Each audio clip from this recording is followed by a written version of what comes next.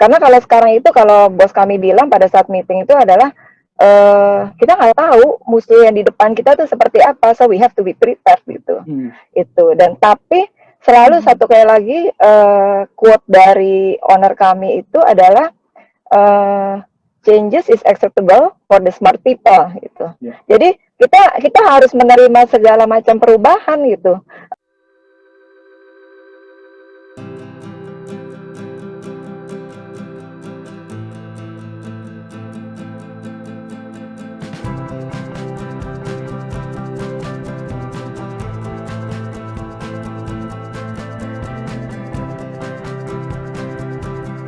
Halo, selamat siang Bapak Ibu dan rekan-rekan. Terima kasih sudah hadir kembali dalam acara Prosox kali ini. Dan seperti yang Bapak Ibu dan rekan-rekan lihat di layar monitor Bapak Ibu masing-masing, kali ini kita akan mengadakan Prosox spesial apa kata mereka mengenai tahun 2021 ini. Seperti itu. Dan di sini yang seperti Bapak Ibu lihat, ada 5 narasumber yang akan hadir dalam acara kali ini. Jadi kita sapa aja ya Mas Bayu ya, para pembicara kita dan narasumber. Kita mulai dari yang di ujung timur dulu. Di situ ada Pak Gede Arista, Pak Gede Arista Gunawan. Ya. Selamat siang Pak Gede. Selamat siang, selamat tahun baru teman-teman semua. Semoga sehat-sehat. Selamat tahun baru Pak Gede. Dan di sana aman semua Pak? Bali? Awal tahun? Aman. Silakan berlibur ke Bali, aman. Oke, Pak Gede di sini hadir mewakili komunitas arsitek tanpa nama dan beliau juga sebagai prinsipal arsitek dari Bali Design. Oke, kita lanjut ke pembicara kita kedua. Di sini ada Ibu Ria Marviana. Selamat siang Bu Ria. Halo, selamat siang. Selamat tahun baru semuanya, teman-teman. Selamat tahun baru Bu Ria. Sehat-sehat ya Bu? Sehat, alhamdulillah. Alhamdulillah. Baik, dan Bu Ria di sini mewakili dari teman-teman dari supplier produk dari Dulux Profesional. Dan beliau menjabat sebagai Professional Brand dan Sustainability Manager Dulux Profesional. Kita sapa yang ada di ujung barat. Di sini ada Mas Doni, Ramadoni Dwi Payana. Selamat siang Mas Doni.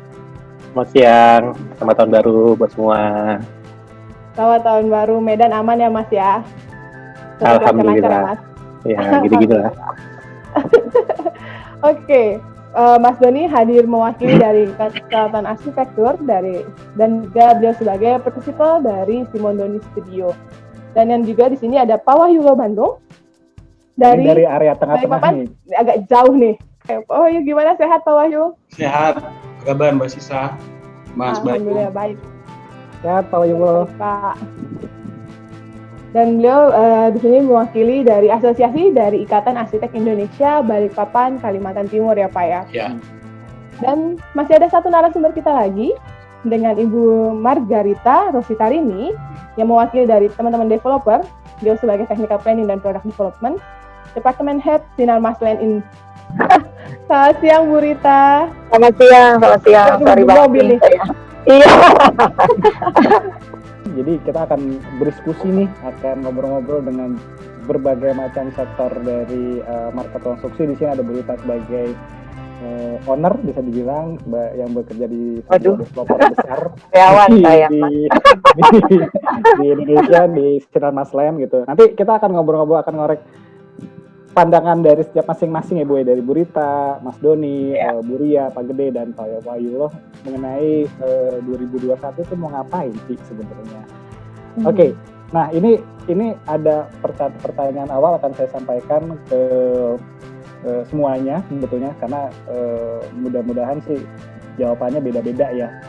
Saya mulai dulu dari Bu Ria dulu ya, ini sebagai Bu Ria ada perwakilan dari Dulux Profesional. Kalau menurut Bu Ria, pandangan Bu Ria mengenai pandemi ini dan situasi terkini, melihatnya di 2021 tuh akan seperti apa sih Bu? Betul, Bu? Pada prinsipnya sih, saya kira semua bisnis cukup terkena dampak ya. Maksudnya no one expected this to happen lah gitu ya. Januari kita kena banjir Jakarta gitu kan, Maret tiba-tiba Januari kita udah dengar dari Wuhan, terus Maret work from home. Iya.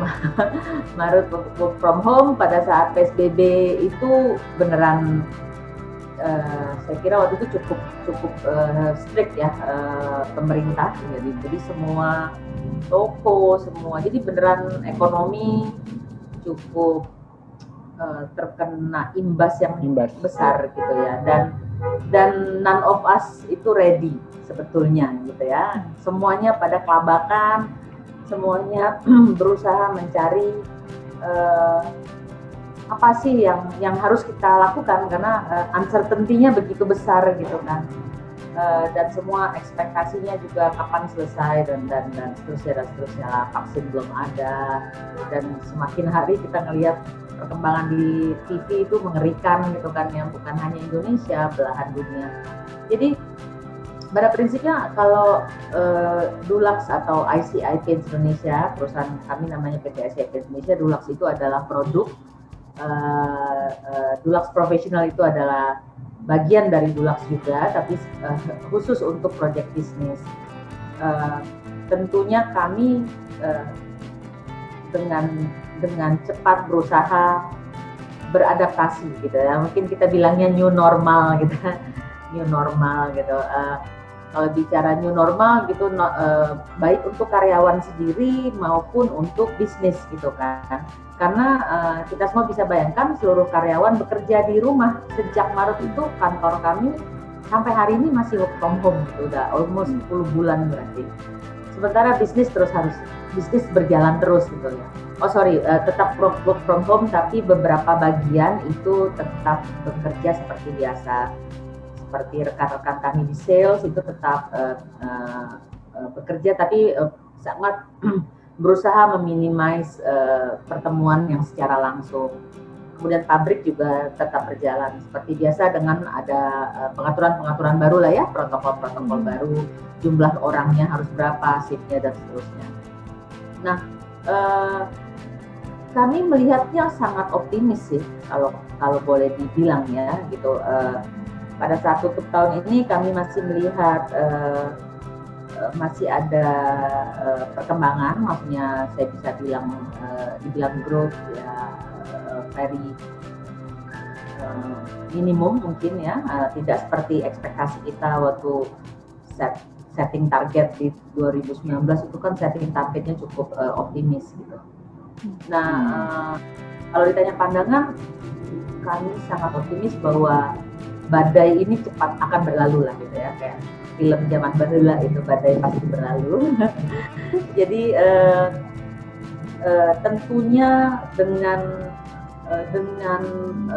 apa ya, semua kerjasama yang terjadi di dalam perusahaan itu sendiri gitu, karena boleh dibilang kendala saat ini tuh adalah mental well-being kalau boleh saya bilang gitu. Karyawannya sendiri yang berada di rumah fatigue mas gitu kan. Kita tidak tahu jam kerja kita menjadi sangat unlimited boleh saya bilang. Kita nggak tahu jam mulai jam berakhir, sehingga perusahaan mesti tetap menjaga mental well-being ke karyawan, sehingga karyawan tetap bekerja dengan optimal, tetap bisa produktif dan tetap bisa menjalankan planning untuk 2020 kemarin dan 2021 tentunya gitu kan, dengan cara-cara baru.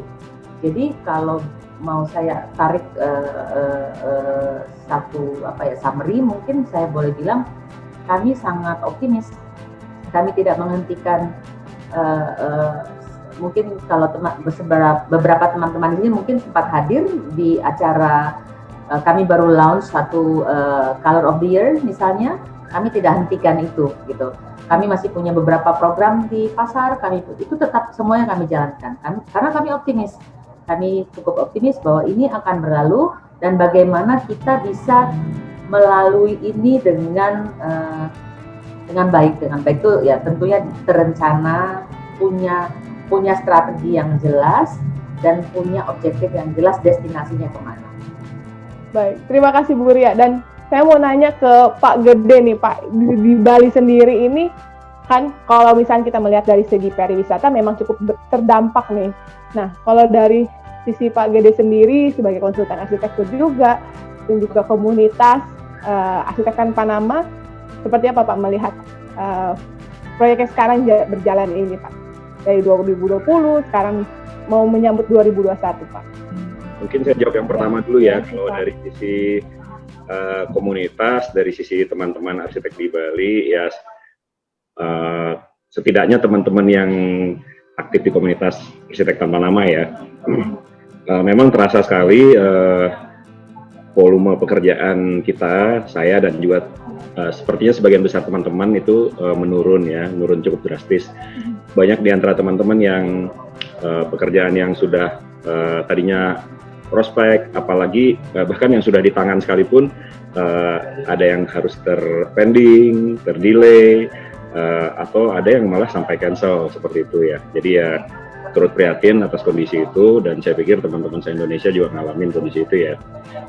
Tapi dari sisi semangat, saya pikir teman-teman juga udah ngerti semua, cukup banyak yang sudah mengerti bahwa kita nggak bisa begitu terus gitu. Memang kita mungkin this whole thing mungkin bikin kita agak down ya, tapi setelah itu what's next gitu. Masa kita akan terjebak dalam suasana yang mendung seperti itu terus gitu ya. Artinya dan kita nggak boleh ngarapin dunia luar untuk membuat perubahan itu ya. Memang harus setelah kita bicara memang obatnya harus dari diri kita masing-masing gitu loh. Obatnya harus dari diri kita masing-masing. Kita bikin supaya diri kita tetap aktif, tetap berkarya. Saya rasa benar sekali yang dibilang Mbak Riyad tadi. Jangan sampai mental atau psikologi kita itu jadi terbentuk jadi kayak defaultnya itu ikutan mendung gitu loh. Kita harus tetap cerah. Nah, dari situ kemudian kita bicara-bicara, kemudian kebetulan baru-baru ini juga 2 bulan lalu sampai beberapa hari lalu itu pemerintah Kota Denpasar membuat sebuah festival tahunan namanya Denfest kebetulan, dan itu kita memang cukup sering diajak bekerja sama Pemkot Denpasar. Kali ini karena suasananya pandemi, jadi pelaksanaan Denfest yang biasanya di lapangan terbuka di alun-alun kota itu dipindah ke sebuah gedung Creative Hub yang sebetulnya sangat bagus gedungnya dan baru selesai tahun lalu, cuma sayangnya baru sempat dipakai beberapa kali, sudah keburu pandemi suasananya. Jadi belum banyak masyarakat yang tahu juga. Jadi Denfest itu diadakan di sebuah gedung itu yang merupakan Creative Hub milik Pemkot Denpasar untuk mengakomodir, menggairahkan kegiatan dari berbagai komunitas kreatif yang ada di Denpasar, juga UMKM. Nah, termasuk arsitektur. Kita masuk di sana. Awalnya terus terang persiapannya sangat singkat karena pemberitahuannya, undangannya juga sangat singkat karena suasananya masih serba pandemi dan sepertinya budgetingnya juga belum direncanakan dengan baik karena situasi pandemi. Jadi bisa dimaklumi banyak dana-dana dari pemerintah daerah itu terserap ke penanganan COVID tentunya ya. Dari situ kita coba, anyway nggak apa-apa, kita coba aja tunjukkan bahwa kita tetap harus semangat gitu ya. Kita bicara dengan beberapa teman komunitas dan ternyata cukup mengejutkan gitu ya, dari persiapan yang singkat itu kita bisa gandeng sampai sekitar 40 studio arsitek dalam berbagai skala ya, dalam berbagai tipologi bidang dan pemerintahan dan swasta, dan juga tipologi desainnya juga beda-beda. 40 arsitek dan mereka itu masing-masing menyumbangkan panel karya untuk ditampilkan, itu totalnya 106 panel Mbak. 106 panel. Jadi dalam waktu singkat 40 studio dengan 106 panel bersedia untuk berpameran dan langsung kita aktualisasikan, dan itu baru saja beberapa hari lalu kita bongkar pamerannya karena memang sudah selesai. Jadi selama 2 bulan kita berpameran di sana, dan sambutan teman-teman arsitek, adik-adik mahasiswa juga banyak yang datang ke sana, mahasiswa masyarakat Denpasar juga banyak yang datang ke sana. Ternyata tetap semangat gitu loh, walaupun suasananya pandemi. Seru juga gitu melihat kompilasi karyanya teman-teman yang dikerjakan dalam terutama yang tahun terakhir ya, termasuk proyek-proyek eksplorasi, penelitian dan lain-lain ya, tidak terbatas hanya desain aja. Artinya tujuan kita tercapai gitu, tujuan kita menyemangati teman-teman, dan teman-teman memang ternyata bergairah untuk bersemangat gitu. Memang awalnya mereka agak segan gitu karena mereka merasa wah suasananya pandemi, kita tidak banyak proyek yang sedang berlangsung. Tapi setelah kita ajak bicara bahwa tujuan pamerannya kan bukan untuk show off ya, tujuan pamerannya lebih untuk gimana kita menggalang semangat, kita saling menyemangati satu sama lain supaya kita tetap energik lah, tetap berkarya dan masyarakat lihat gitu. Dan harapannya semangat positif yang kita punya itu harapannya kita tularkan gitu loh ke masyarakat sekitar. Jadi masyarakat sekitar yang mungkin tadinya punya niatan mau renovasi atau mungkin punya niatan mau membangun gitu ya dalam skala yang mungkin terbatas, dia nggak perlu ragu gitu loh bahwa nggak usah berkecil hati, dan kita juga teman-teman arsitek juga menyadari bahwa kita juga sebagian dari tugas kita sebagai arsitek kan kita juga harus melayani masyarakat. Kita jangan hanya melayani klien-klien yang fee-nya besar saja, tapi masyarakat yang di sekitar kita pun butuh arsitek sebenarnya kan. Jadi itu juga kita komunikasikan supaya masyarakat juga nggak lantas patah hati atau patah semangat untuk melakukan konstruksi atau butuh perencanaan seperti itu. Nah ini saya langsung ke Mas Doni nih. Nah ini Mas Doni ini daerahnya cukup challenging karena kita tahu bersama Medan orang-orangnya kan cukup keras Mas ya. Yang mungkin di sana COVID kayaknya cuma lewat aja kali gitu ya, yang susah untuk diarahkan mungkin kayak gitu ya. Nah menurut dari pandangan Mas Doni sendiri gitu ya, dari pandemi ini dan situasi terakhir di Medan seperti apa Mas? Jadi awalnya pandemi kita tuh langsung buat ini ya strategi dengan menghubungi semua klien-klien kita gitu. Kita langsung mapping, kita tanyain mereka kira-kira proyek ini akan lanjut, berhenti, atau optimismenya seperti apa gitu. Dengan situasi yang terburuk lah. Artinya mereka juga tahu kondisinya seperti apa gitu. Jadi pada saat itu memang belum semua daerah ya mengalami COVID itu. Kita ada proyek di Aceh, mereka tetap jalan gitu, jalan. Di Medan semua jalan-jalan, tapi kita sudah mapping, sepertinya 3-4 bulan ke depan aman gitu ya. Itu posisi sekitar bulan Maret ya. Yang kita pikirkan pertama itu tentu ini ya, Lebaran gitu ya. Tentunya kan buat kita di sini kita pasti akan keluar kos yang gede di situ dan bermasalah dengan cash flow pasti. Nah dengan optimisme itu kita sih ya masih cukup santai lah, mungkin kita mudah-mudahan tidak ada masalah. Nah ketika di bulan kedua, bulan Maret, April, Mei, Juni ya, Mei ya mungkin kita Lebaran bulan berapa ya lupa. Nah malah ya ketika sebelum Lebaran itu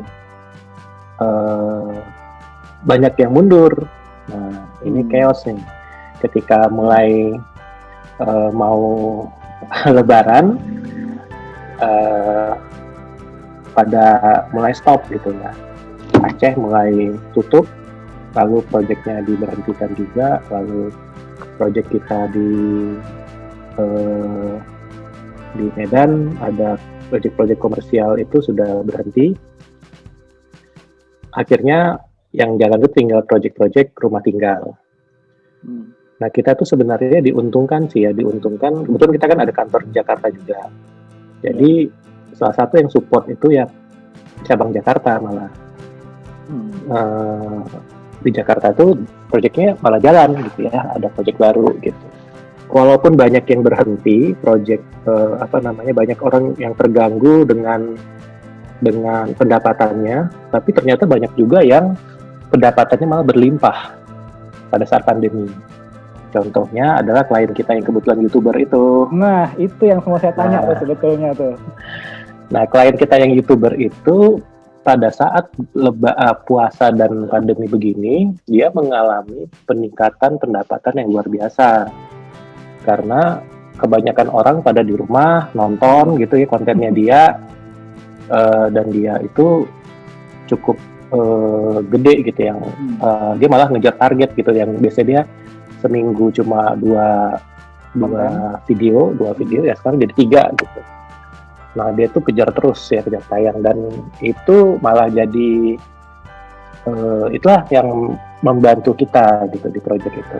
Itu proyeknya ya dia malah sedang tajir-tajirnya istilah gitu. Karena cukup gede juga loh proyeknya ya. Mas ya. Gede. Rumahnya cuma 1.000 meter lah. Cuma gede itu Mas, 1.000 meter Mas. Ya, 1.000 meter. Lahannya sih gede, 3.000 lahannya. Jadi makin sombong ya, makin sombong. Jadi dari 1.000 terus naik 3.000. Oke. Panas. Terus ya itu salah satu yang membantu ya. Jadi jujur aja kita setelah itu kan dia mulai mempromosikan kita ya secara nggak langsung, dan di titik itu tuh kita mulai kebanjiran project sampai sekarang. Jadi ya alhamdulillah banget sih sebenarnya gitu ya. Walaupun sebenarnya ya nggak secara langsung karena apa ya, exposure dari ya secara nggak langsung lah gitu, itu mulai ini. Dan kebanyakan setelah kita lihat ya project-projectnya sekarang banyak itu rata-rata rumah tinggal jadinya. Di samping itu sebenarnya kalau dilihat di Medan secara keseluruhan ya, teman-teman sih yang mengalami masalah itu memang proyek-proyek pemerintah. Karena itu yang kebanyakan langsung anggaran dipotong gitu ya. Banyak yang tadinya sudah ada desain-desain atau proposal udah jalan, syukur sudah mulai kontrak, tapi kebanyakan belum pada kontrak pada bulan-bulan segitu kan. Nah, jadi itu udah pada kolaps memang, dan itu yang banyak lah kita dengar dari teman-teman. Teman beberapa sih ada sih ya sebenarnya strategi-strategi yang dilakukan teman-teman gitu ya, kayak mungkin mulai nge-DM siapa gitu untuk memperkenalkan diri gitu ya. Sekarang eranya begitu ya, mengirimkan portfolio, kita memperkenalkan diri bahwa kita ini bisa buat ini itu. Beberapa teman melakukan itu, tapi kita tidak melakukan itu kebetulan. Jadi mungkin itu bisa jadi salah satu cara buat kita memperkenalkan diri kita secara lebih luas. Sekarang project kan nggak masalah ya, kita ada project di ujung dunia mana, kita ada di mana, itu sebenarnya sekarang udah nggak masalah gitu. Tinggal yang jadi masalah adalah karakter arsiteknya gitu. Menurut saya sih selama si arsitek punya karakter dan dia bisa membaca situasi itu, misalnya ya klien dari Bali kayak bisa aja pakai dari Medan, atau dari Medan pakai dari Bali, atau sebaliknya, atau dari Kalimantan gitu. Tapi kalau misal kita nggak punya karakter dan ya sama-sama aja gitu, ya sama-sama aja gitu ya, mungkin ya untuk apa manggil kita jauh-jauh gitu misalnya, atau memakai arsitek si A si B, karena persaingannya sekarang bukan lagi persaingan mengenai apa ya misalnya persaingannya itu udah di karakter kita gitu, karakter si arsiteknya, dan bagaimana si biro ini berjalan dengan lebih profesional gitu. Ke Pak Wayuloh dulu nih, sebagai konsultan arsitek yang kotanya sudah atau akan Pak menjadi ibu kota baru nih Pak? Sudah proyeknya udah. Nah, kalau boleh saya tanya nih Pak, gimana keadaannya? Karena saya dengar kalau saya dengar terakhir itu 2021 udah mulai gencar lagi Pak ya, pembangunan di Penajam Pasir atau mungkin sekitarnya gitu di Balikpapan. Dan ada update mungkin situasi terkini Pak mengenai keadaan di sana gitu Pak?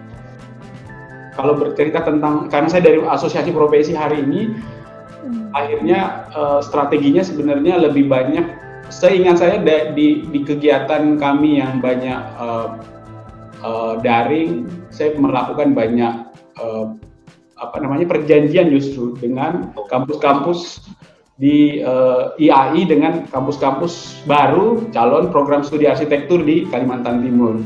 Jadi ada 3 atau 4 kampus yang bekerja sama, kami mengajak untuk bekerja sama dengan IAI untuk mengembangkan arsitektur ke depannya, dunia arsitektur. Kemudian ada juga kegiatan yang sifatnya lebih kemanusiaan sih sebenarnya, mengajar narapidana untuk mendapatkan keterampilan bagaimana mengecat rumah, memasang wallpaper dan sebagainya. Nah, tapi di sisi lain kami juga mengurangi pertemuan-pertemuan yang kontak fisik ya, jadi lebih banyak seperti ini, lebih banyak Zoom atau daring.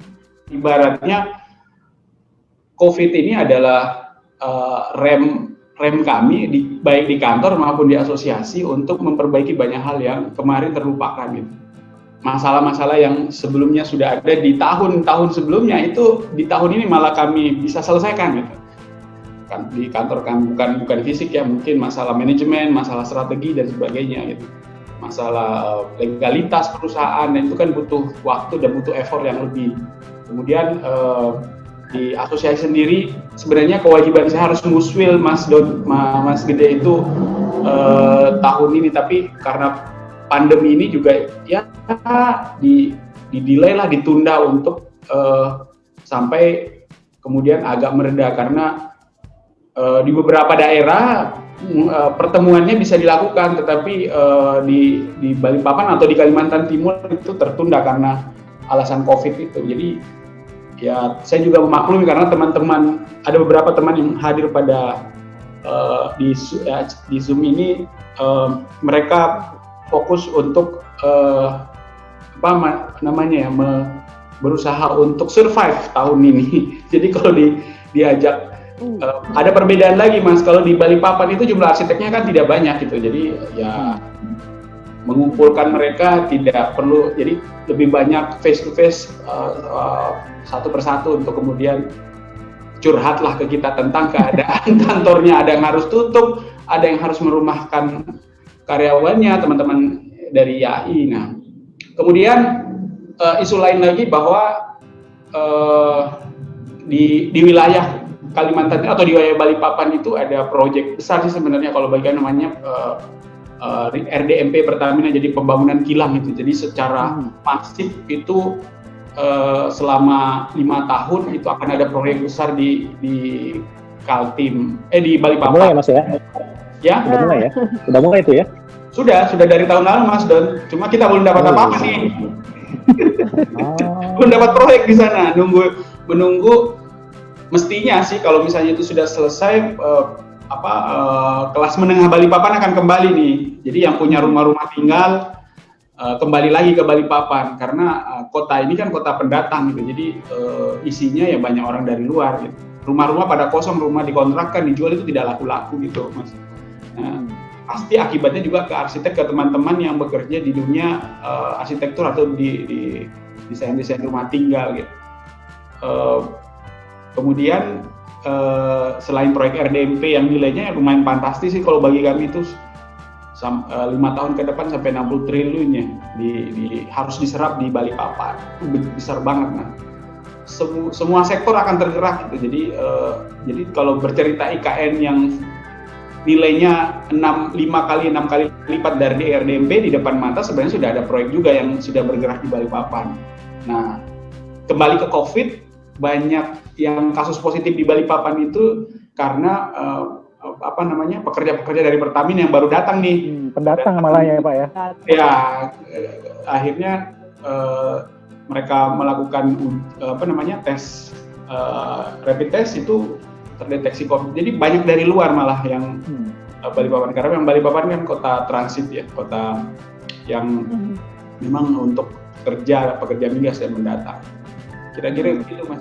Pak Wayulo, terima kasih. Mudah-mudahan lancar semua dan mudah-mudahan bisa dapat income atau klien-klien baru yang kita nggak bisa tahu datangnya dari mana kan sebetulnya. Nah, selanjutnya ini yang terpenting. Halo Halo Mas Bayu. Ya, saya nggak akan menanyakan hal yang sama ke Bu Rita karena saya tahu pasti cukup berdampak Sinarmas, selain apalagi mungkin hampir satu Indonesia Sinarmas ada proyek ya Bu ya?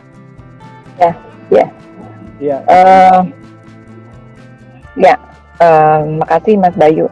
Jadi gini, kalau di kita nih di Sinarmasland, memang sih kita tuh termasuk yang cepat bertindak gitu.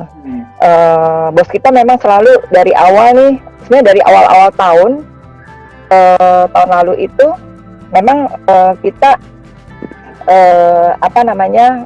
sudah mulai siap-siap gitu justru. Jadi some area yang profitnya ini overall Sinarmas ya, gitu, Sinarmas Land, satu atau dua project yang kita anggap kurang profit atau kedepannya kurang gitu bagus, yaitu di close dulu, terus orang-orangnya kita dipindahkan ke tempat lain.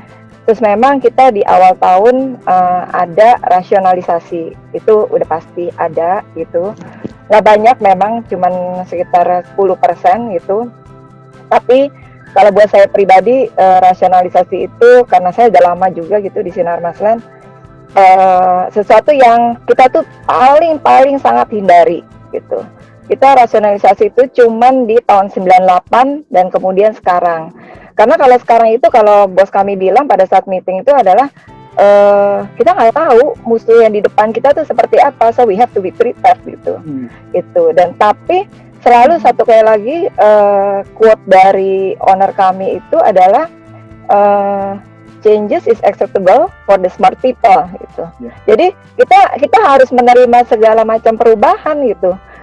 Jadinya di awal itu terus terang pertama yang kita lakukan selain 2 item itu, kita pernah sih ini untuk kilas balik ya, ada satu case yang kita jadikan pegangan tuh sampai sekarang. Dulu saya ingat banget tahun 98 tahun dimana krisis kan ya, krisis, terus kerusuhan gitu ya. Dan salah satu yang berdampak itu karena dulu saya masih ngantor di Mangga 2, itu di Dusit Mangga 2 gitu ya, sekarang Legrander bawah itu dari dulu tuh nggak pernah penuh. Mangga 2 mall itu nggak pernah penuh. At that time saya inget banget salah satu managing director kami, sehari setelah kerusuhan justru dia panggil tim marketing kita, dia bilang, tarik tuh orang-orang di Glodok, kamu door to door semuanya, tarik masuk ke Mangga 2 Mall dan Legrander. Makanya sekarang kan di tempat komputer, teknologi segala macam, itu saya bilang salah satu movement yang kita ambil sesuatu yang positif di antara semua yang negatif. Nah itu kadang-kadang beberapa hal visi dari owner kami, managing director kami itu kebawa juga ke kita gitu. Jadi yang dilakukan pertama itu adalah karena kan kita produknya banyak, terutama di BSD ya. Kita evaluasi produk. Evaluasi produk itu sudah dilakukan di akhir 2019 sampai di awal 2019 di akhir 2019 sampai awal 2020.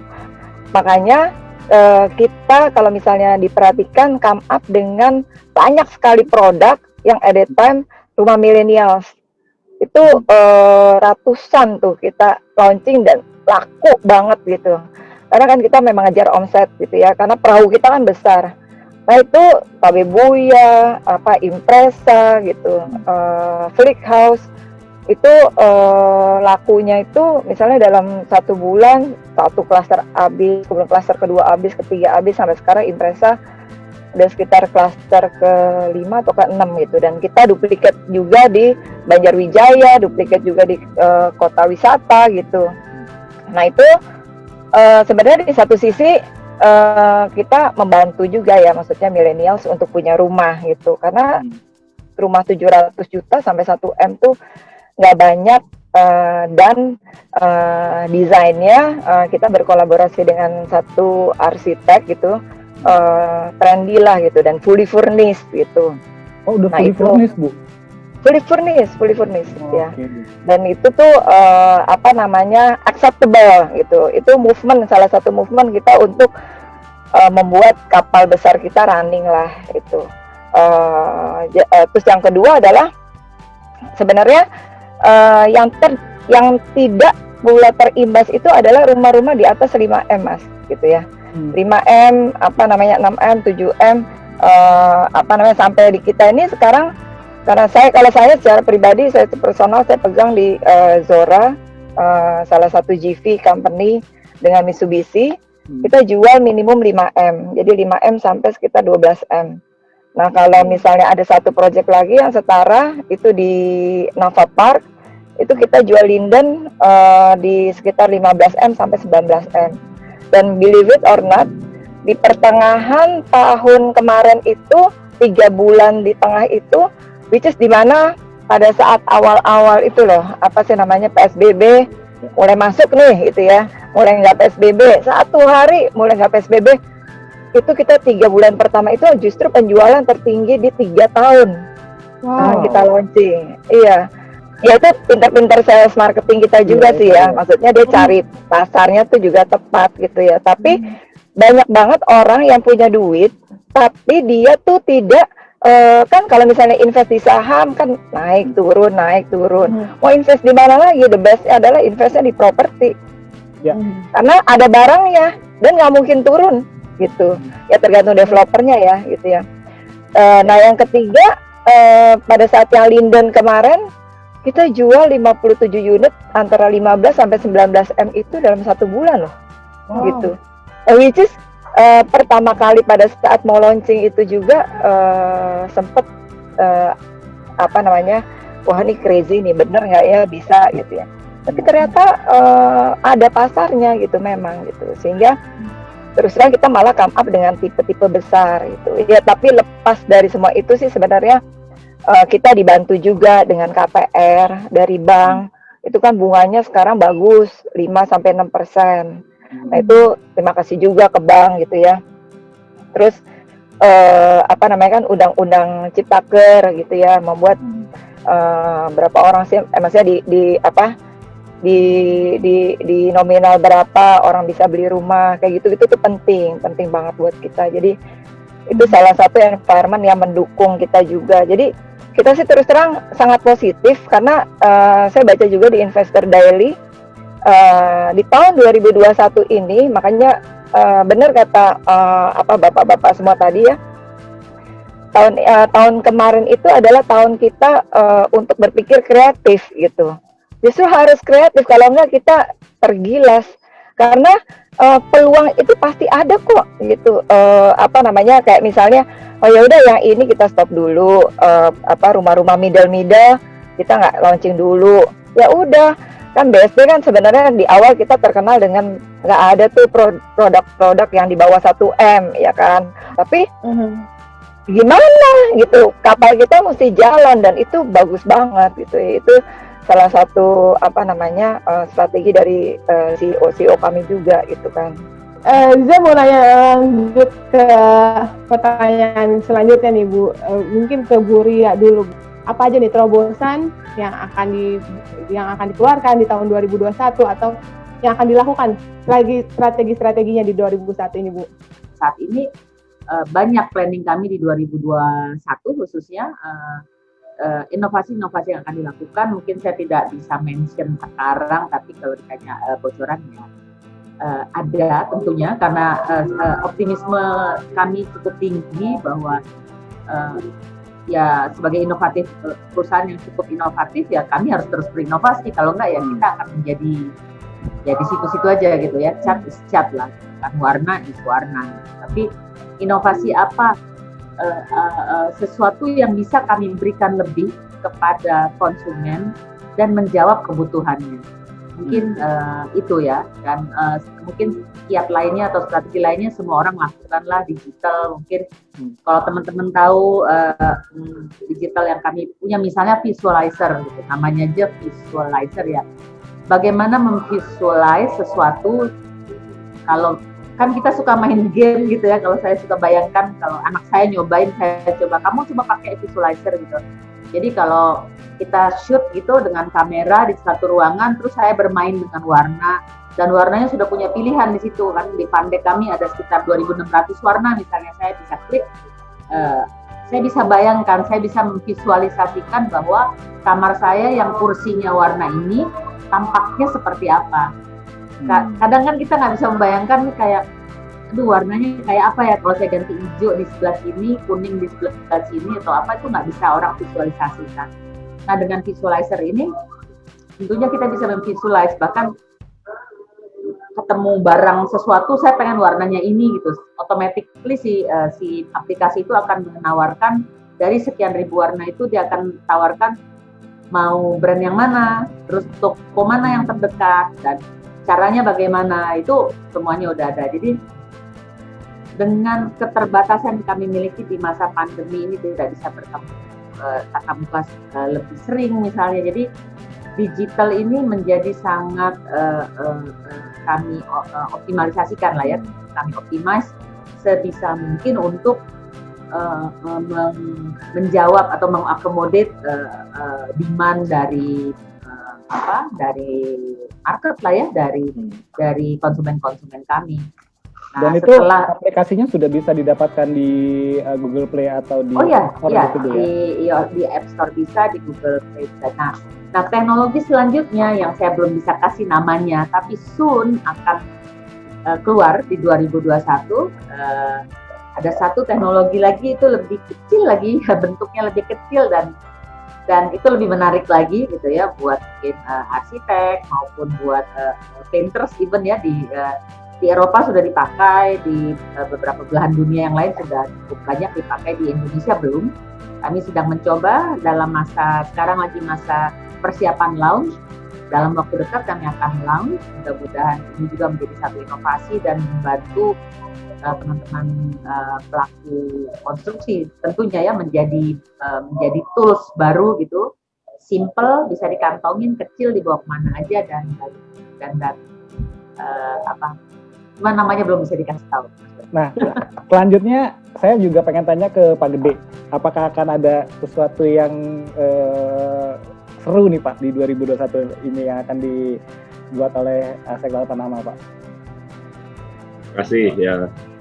Harusnya ada ya, harusnya ada. Teman-teman di sini kan idenya cukup inovatif ya, cukup progresif. Cuma memang untuk tahun ini sejak tahun baru ini kita belum ada kesempatan ngumpul lagi.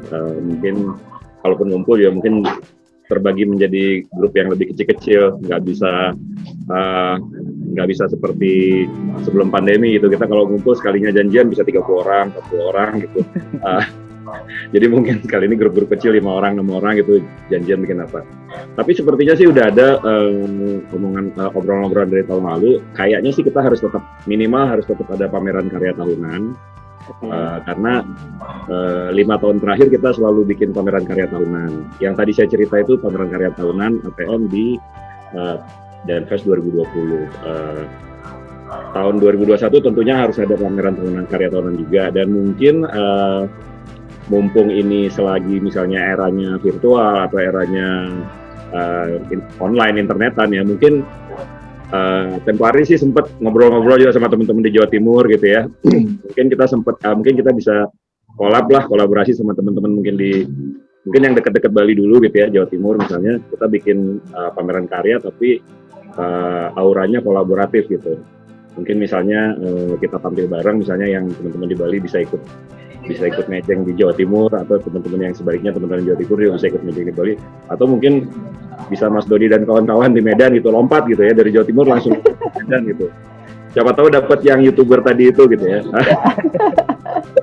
Nah seperti itu. Intinya sih saya pengen, secara pribadi saya pengen nyemangatin juga teman-teman semua, teman-teman yang di sini dan teman-teman yang di luar juga, kita tetap semangat gitu ya, dan mungkin kita juga mesti lihat teman-teman sekitar kita juga gitu loh. Kalau ada yang misalnya kurang beruntung, atau misalnya kita punya rezeki yang kebetulan lebih gitu ya, bisa kita bagi ke teman-teman yang membutuhkan ya, kenapa enggak gitu loh. Karena mungkin di masa-masa sulit seperti ini ya memang kita harus saling ngerangkul ya, harus saling bergandengan tangan lah. Nggak bisa berkompetisi seperti halnya sebelum pandemi. Ya itu aja sih, terima kasih waktunya buat Katalog. Saya mau nanya nih ke Mas Doni sendiri, kalau untuk Mas Doni di tahun 2021 ini apa yang akan dilakukan oleh Simon Doni Studio? Apa itu ya, kita pengen sih kantor selesai ya tahun ini, terus biar ganti suasana lah. Yang kedua ya memang kemarin tuh ada sih ya rencana mau buat, bukan rencana ya, teman-teman sih nyuruh buat buku gitu, cuma kita masih belum begitu pede gitu buat buku. Tapi mungkin ya nantilah dipikirkan karena butuh waktu ya kayaknya buat buku itu, kayak menulis atau memikirkannya itu kayak ada satu ini ya. Tapi masih kayaknya sih bukan di tahun ini. Kalaupun dimulai di tahun ini, mungkin nanti ya di 2022 lah ininya gitu, mudah-mudahan. Tapi belum kepikiran kalau itunya. Tapi yang 2021 ya kita pasti sebenarnya malah sedang berpikir untuk membuat bisnis lain. Mungkin dari ke Pak Wayuwoh, Pak, boleh mungkin untuk penutup nih Pak, harapannya di 2021 dan bisa share juga apa ke kita positive message-nya Pak. Kalau saya sih selalu optimis ya dengan keadaan apapun, karena arsitek itu sebenarnya juga pengusaha di bidangnya gitu. Jadi kadang ada klien, kadang tidak ada klien, kadang proyeknya tidak dibayar, kadang dibayar. Itu adalah sebuah, tadi kata Bu Ria tadi, journey ya. Jadi saya di Instagram saya itu saya menganggap perjalanan kita ini journey juga. Pandemi ini ujian yang tidak pernah kita bayangkan gitu akan terjadi, dan bagi saya tahun lalu itu adalah sebuah pelajaran bahwa optimisme itu harus tetap ada gitu. Jadi menjaga optimisme itu penting bagi kelangsungan baik kantor untuk kedepannya di 2021. Jadi di samping itu sebenarnya saya selalu yakin, karena saya mungkin percaya bahwa rezeki itu sudah ada yang ngebagi-bagi, jadi tidak perlu khawatir dengan hal seperti itu. Yang penting sehat, Mas. Kalau sehat, lahir batin, dan menjadi orang gila itu sudah bagus gitu. Tapi ada mengatasi masalah. Orang gila tuh nggak bisa sakit loh Pak. Saya sekarang banyak nonton Mas Bayu, di YouTube tuh ada banyak lagi tren, banyak orang menyadarkan, mempertemukan orang gila dengan itu, jadi tontonan favorit saya. Jadi tidak ada politik di situ, tidak ada apa-apa, tidak ada desain.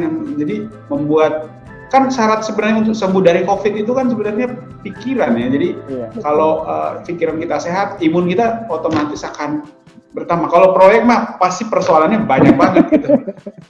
Jadi tidak usah saya menjaga optimisme yang penting, karena kalau optimisme ada, maka pekerjaan yang lain bisa dikerjakan ya. Mencari pekerjaan juga lebih mudah gitu, ide-ide bisa keluar gitu Mas Bayu. Terima kasih Pak Wayu. Terima kasih Pak Wayu. Yang penting sehat dan optimis ya Pak ya. Siap. Pak ya. Siap.